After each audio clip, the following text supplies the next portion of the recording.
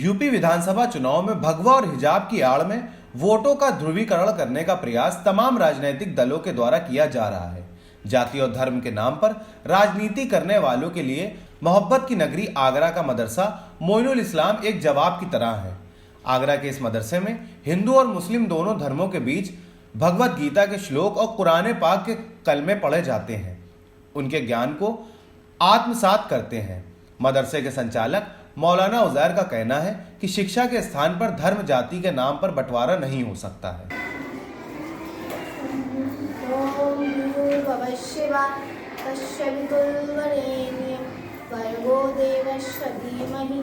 यो न प्रचोदयात् ॐ भूर्भुवः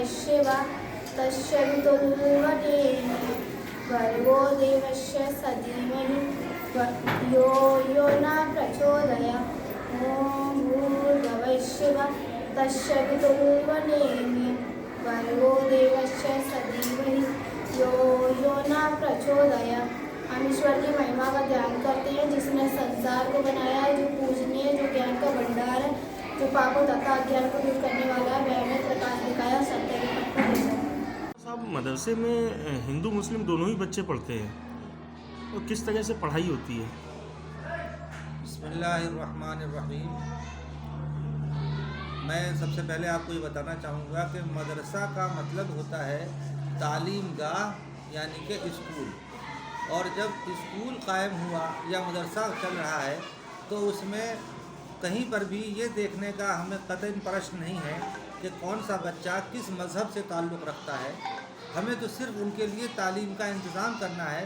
इसी उद्देश्य और इसी जज्बे के तहत ये मदरसा जिसमें हम और आप बैठे हैं, हिंदू मुस्लिम दोनों बच्चे एक साथ पढ़ते हैं।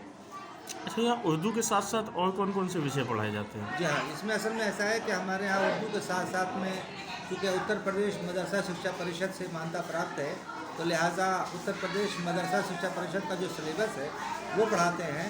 और उसी सिलेबस में हिंदी है, इंग्लिश है, मैथ है, साइंस हैं, ये तमाम मज़ामीन भी शामिल हैं जिसको कि हम पढ़ाते हैं। संस्कृत भी पढ़ाते हैं, इसलिए कि जो बच्चे संस्कृत पढ़ना चाहते हैं उनको संस्कृत भी पढ़ाते हैं। ठीक। अच्छा, संस्कृत वगैरह पढ़ते हैं बच्चे, कभी किसी के परिवार वालों ने कभी कोई बात नहीं की?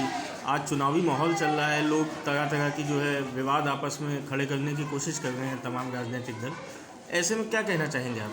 नहीं, देखिए असल में ऐसा है, अल्लाह का शुक्र, उसका एहसान है कि हमारे जितने भी बच्चे हैं या हमारे उनके बच्चों के माँ बाप हैं, उन्होंने देखा है कि भाई इनके यहाँ जो है तालीम अच्छी होती है और हमारा इससे कोई सरोकार नहीं है भाई विवाद से वगैरह से, क्योंकि ये तो तालीम गाह है और तालीम का जो पाक जगह होती है और पाक जगह पे किसी गंदी चीज़ों का आना जाना नहीं होता और उससे बचने की ज़रूरत होती है। लिहाजा हमारे कभी इसका न तो विरोध होता है, बल्कि लोग खुशी खुशी जो बच्चे जो मज़ामीन पढ़ना चाहते हैं उनको माँ बाप अल्हम्दुलिल्लाह खुशी खुशी पढ़वाते हैं और हमारे साथ ही पढ़ाते हैं। अच्छा, लोगों को क्या संदेश देना चाहेंगे? एक यहाँ पर हिंदू मुस्लिम एकता दिखाई देती है, सभी धर्म एक साथ बैठते हैं, सभी लोग आपस में एक दूसरे के धर्म की बातें भी शेयर करते हैं, और क्या संदेश देना चाहेंगे आप? इस सिलसिले में मैं अपनी आवाम से कहना चाहूँगा, चाहे वो हिंदू हों या मुसलमान, अल्लाह के वास्ते ये मुल्क जो गुंचा है, ये ऐसा गुलदस्ता है कि इस मुल्क में दसियों